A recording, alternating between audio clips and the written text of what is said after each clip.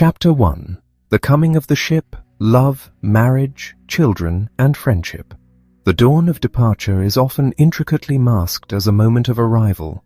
When the long-awaited vessel of salvation finally pierces the heavy sea mist, it brings not just the promise of home, but the agonizing realization of what must be eternally left behind.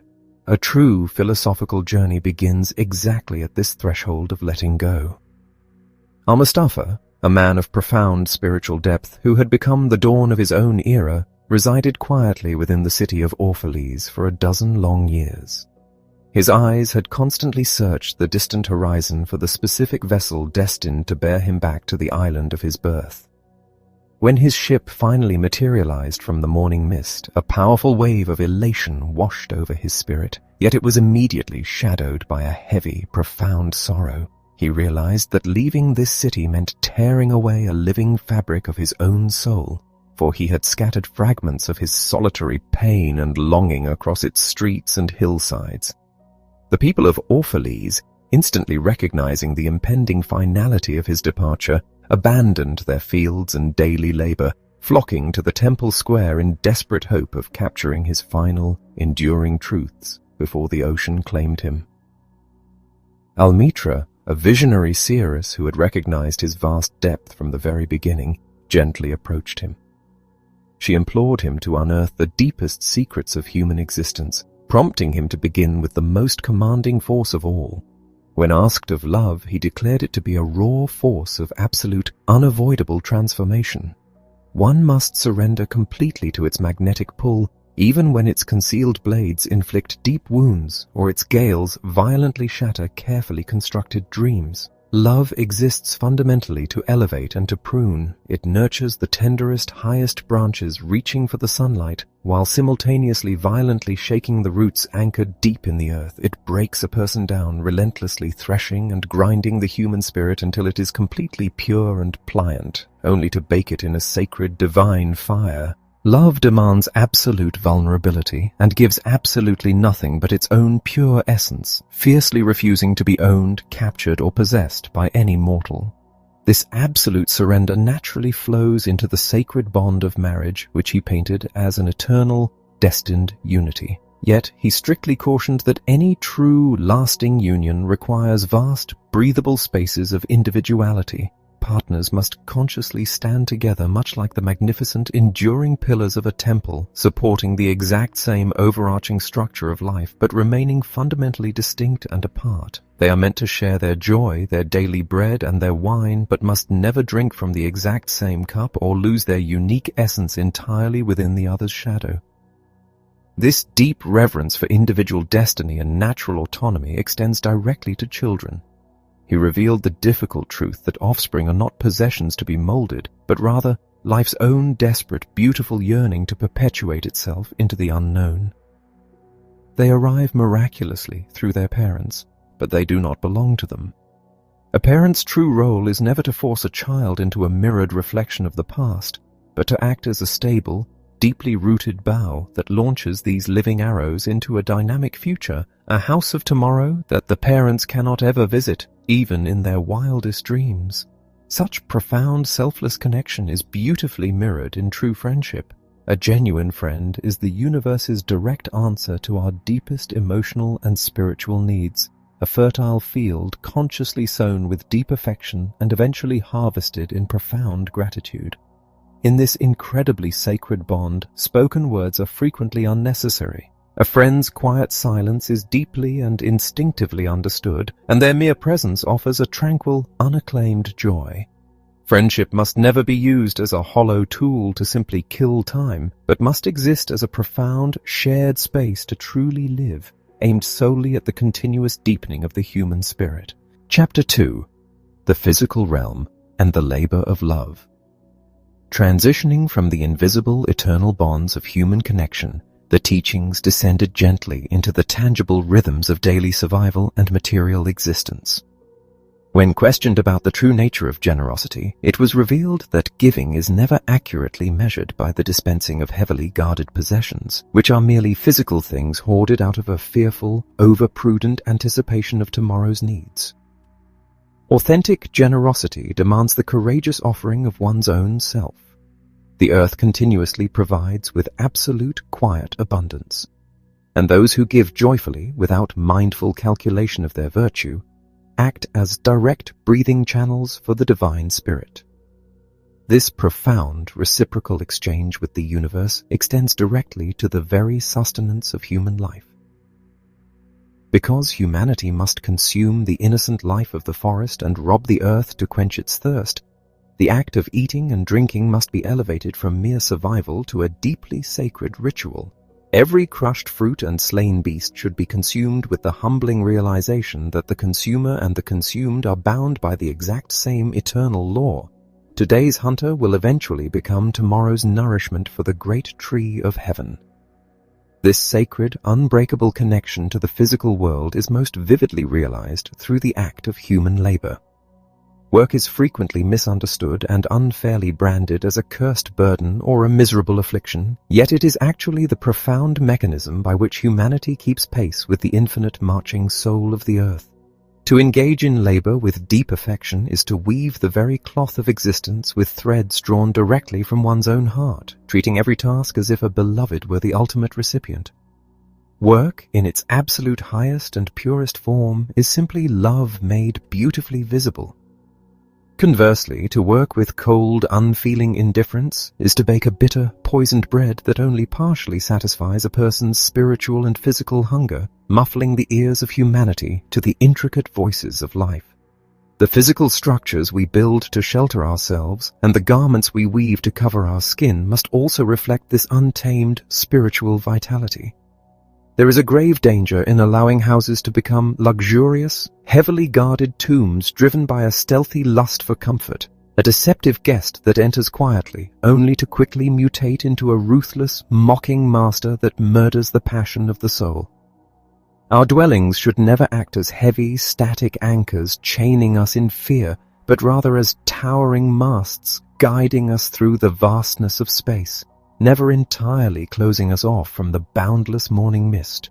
Similarly, clothes, while offering a necessary shield of privacy against the unclean eye, frequently conceal much of human beauty and can easily devolve into restrictive harnesses and heavy chains. The earth itself deeply desires the intimate touch of bare feet, and the wind intensely longs to play with unbound hair, a vital reminder that humanity must never allow modesty to mutate into a foul fetter of the mind.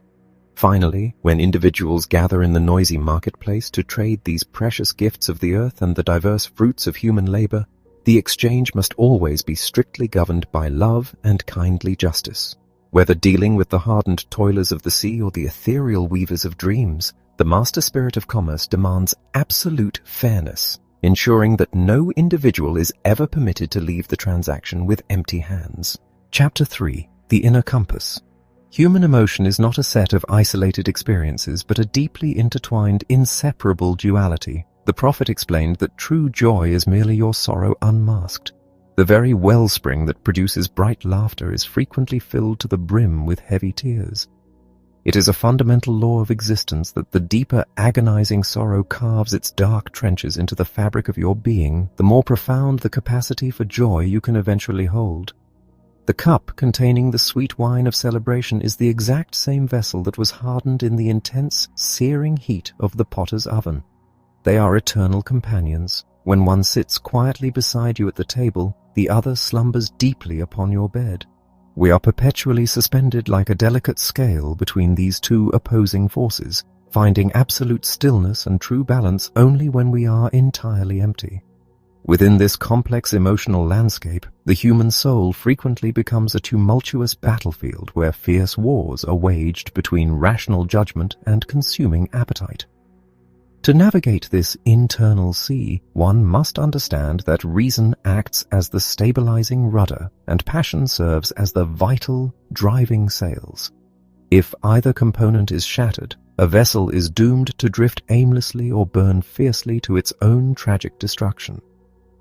Reason, when ruling with an iron fist, acts as a suffocating, confining force, while unchecked passion is an all-consuming flame. The true elevated path is to exalt reason to the dizzying heights of passion so that it may sing, while simultaneously directing passion with calm reason so it can be resurrected daily, rising magnificently like a phoenix from its own ashes. When navigating these internal storms, one will inevitably encounter suffering. Yet pain must not be viewed as a cruel, random punishment. Rather, it is the necessary, forceful breaking of the hard, protective shell that encloses true understanding. Just as the pit of a fruit must violently crack open for its heart to finally stand in the sunlight, humanity must intimately know pain. Much of this suffering is actually self-chosen, a remarkably bitter, potent potion administered by the wise physician dwelling deeply within to cure the sick self. Therefore, one must drink this remedy in absolute silence and profound tranquility, trusting that the heavy, painful hand offering the cup is ultimately guided by the tender hand of the unseen. To endure this difficult process requires a relentless, uncompromising quest for internal truth. The human heart already knows in silence the vast secrets of the days and nights, yet the mind constantly thirsts to hear this knowledge spoken aloud. But the pursuit of the inner self cannot be measured with a sounding line or a rigid earthly staff. The self is a boundless, measureless ocean. One must never arrogantly declare that they have found the absolute truth of the universe, but rather humbly state that they have found a singular truth. The soul does not walk upon a straight, predictable line, nor does it grow like a simple reed. It unfolds itself infinitely, like a majestic lotus possessing countless radiant petals.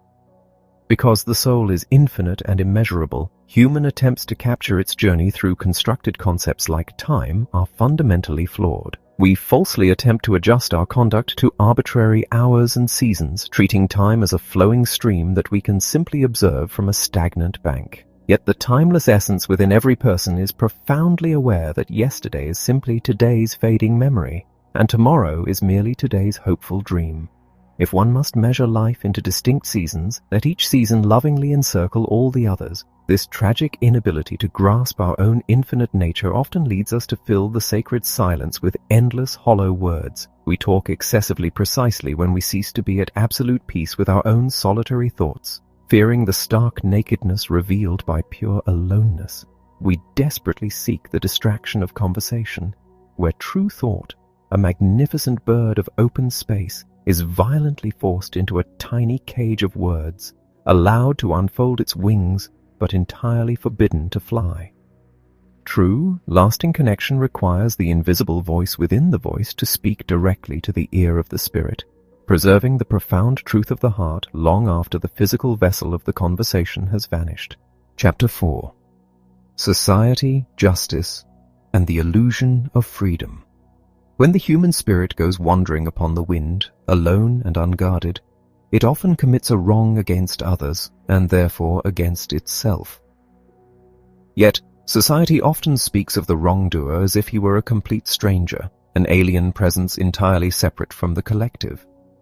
This is a profound illusion.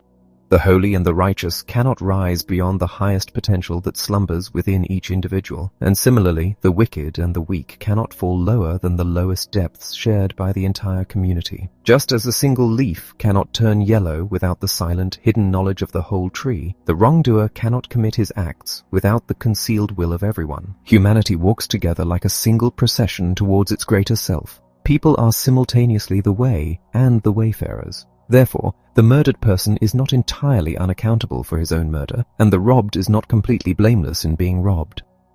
The righteous are intrinsically bound to the deeds of the wicked. When the black thread breaks, true justice requires the judge to examine the entire cloth and the loom itself, recognizing that the roots of the good and the bad, the fruitful and the fruitless, are intricately entwined together in the silent heart of the earth. The ultimate justice is often not found in societal punishment, but in human remorse, which calls unbidden in the dark of night to wake men so they may gaze deeply upon themselves. Despite this profound interconnectedness, humanity delights in laying down rigid laws, yet delights even more in breaking them. People are remarkably like children playing by the ocean, building elaborate sand towers with intense constancy only to destroy them moments later with laughter. While the vast ocean laughs always with the innocent, there are those to whom life is not a fluid, moving sea, but a hard rock. To them, The law is a heavy chisel they desperately use to carve the world into their own exact likeness. These strict laws are frequently born from internal limitation rather than elevated wisdom. They are the dictates of the cripple who violently hates the dancers, or the old serpent who cannot shed his own skin and thus angrily calls all others naked and shameless. Those who relentlessly enforce these codes stand in the warm sunlight, but they do so with their backs turned completely to the sun.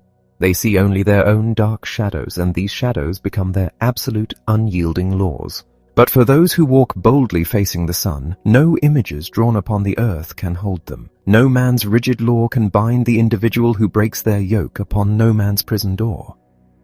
This tragic reliance on external structures often corrupts the very concept of liberty. At the city gates and by the quiet firesides, people continually prostrate themselves to worship their own freedom, humbling themselves like slaves before a tyrant whom they praise even as he slays them. The freest among the people frequently wear their desperate, constant desire for freedom as a heavy yoke and a suffocating handcuff. Genuine liberation is not achieved when one's days are completely without care or one's nights without a grief or a want. Rather, true freedom is profoundly realized when these heavy sorrows and responsibilities tightly girdle one's life, and yet the spirit manages to rise above them, completely naked and unbound. The very thing humanity desperately calls freedom is often the strongest of its chains, its links glittering deceptively in the sun to dazzle the eyes. To dethrone an earthly despot, one must first ensure that the tyrant's dark throne erected deeply within their own mind is utterly destroyed. When one finally breaks these inner chains, the rigid moral binaries of society begin to dissolve. One can easily speak of the inherent good within a person, but true evil does not exist as a separate, absolute entity. What is commonly called evil is merely good that has been brutally tortured by its own agonizing hunger and terrible thirst. When goodness is desperately starving, it will seek nourishment even in dark, treacherous caves, and when it is parched, it will drink even of stagnant, dead waters. A person is fundamentally good when they are completely one with themselves. Yet, if they are deeply divided, they are not necessarily evil. A divided house is simply a divided house. It is not inherently a den of thieves. Goodness is ultimately found in the relentless, forward longing for the giant self. In some individuals, this longing is a mighty torrent carrying the secrets of the hills rushing to the sea, while in others, it is a flat, hesitant stream that loses itself in bends and lingers before reaching the shore. The truly good, who rush swiftly and strongly to their destination, must never arrogantly ask the slow and halting why they linger, for the divine longing resides equally within them all. Chapter 5. The Sacred, the Eternal, and the Return. As the day stretched toward evening, the inquiries reached into the highest realms of the human spirit. True knowledge, the prophet explained, cannot be forcefully deposited into a mind. No person can reveal anything but that which already lies half asleep in the dawning of one's own awareness. A genuinely wise teacher who walks in the shadow of the temple does not hand out their personal wisdom, but rather offers their faith and their lovingness. They simply lead the seeker to the quiet threshold of their own mind. Just as an astronomer cannot force their internal understanding of space upon another, and a musician cannot give someone the ear to arrest rhythm, each individual must stand entirely alone in their knowledge of the divine and their understanding of the earth. This solitary divine connection is most powerfully realized in prayer. Humanity frequently prays in times of desperate distress and bitter need, yet it is equally vital to pray in the absolute fullness of joy and the bright days of abundance. Prayer is ultimately the magnificent expansion of the self into the living ether. Entering the invisible, sacred temple for the sole purpose of asking or begging guarantees that one shall not receive, and entering it simply to beg for the good of others guarantees one shall not be heard. The truest communion requires no spoken requests, for the divine already knows our deepest needs before they are even born within us. In truth, God listens to earthly words only when He Himself utters them through human lips. Even the human pursuit of earthly pleasure holds a divine essence when approached with profound understanding. Pleasure is indeed a beautiful freedom song, the vibrant blossoming of desires, but it is not true freedom nor the ultimate, sustaining fruit. One should sing this song with absolute fullness of heart, yet carefully avoid losing their entire spirit in the singing.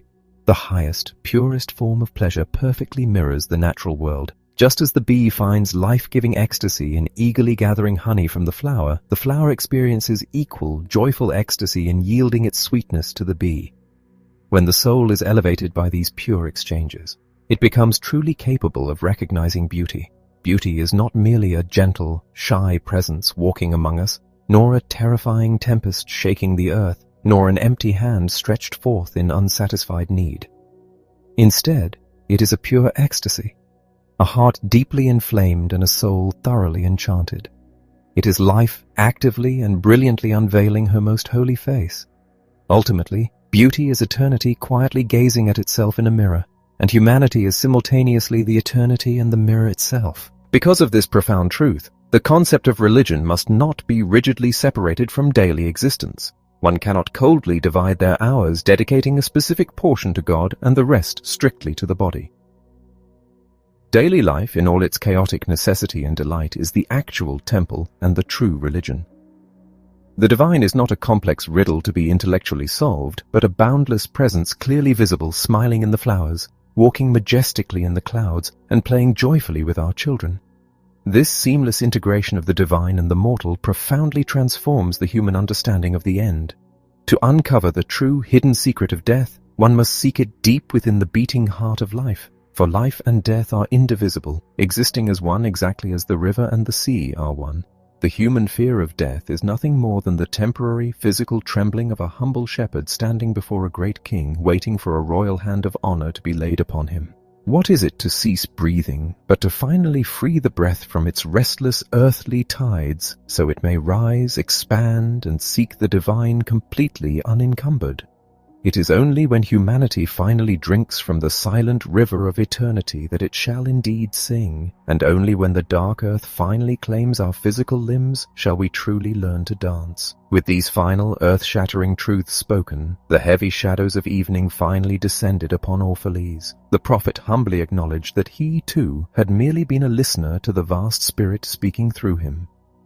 Slowly descending the ancient temple steps, he walked to the harbor and finally boarded his waiting ship. He assured the weeping, gathered crowd that this painful farewell was not an empty, permanent void. He reminded them that the vast giant oak of humanity powerfully binds them to the earth while its beautiful fragrance lifts them into eternal space. Though he was returning to the greater, enveloping silence, he made a solemn promise that he would not be gone forever. Just as the morning mist drifts away at dawn only to eventually gather into a heavy cloud and fall again as life-giving rain, he vowed to return. After a brief moment of rest upon the wind, another woman would bear him into the world once more. He gave the final signal, the heavy anchor was weighed, and as a great, unified cry of sorrow and love rose from the people into the gathering dusk, the ship moved eastward, vanishing slowly and completely into the deep, endless sea mist.